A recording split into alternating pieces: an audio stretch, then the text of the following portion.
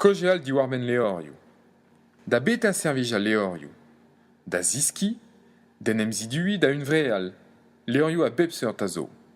Romanchou, polis, istor, skiant faltazi, karantes, dan evellou, barzonegou, kontadennou, leorioù diski. Meur astum leorioù zo. Leorioù godel, banou treset, geriadurioù, olweziadurioù, sed un nebet frazennou da lakad ar goz var o lenadennou.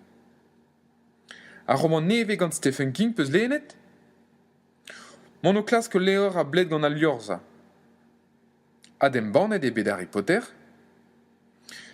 Pe anno er skrivanier c'hoaz? Bajen ziweza man tolen ar penadou. Peta e gwelan gwerziant kefelek. Ar pemvet levren an inie. Kaet meus borodus ar chabis ze. An doden deus plijet din diouztu. En armel leorioù main. An diveraz zo var bevar e bajen ar golo. An prestet meus a leorze digant al levraouek.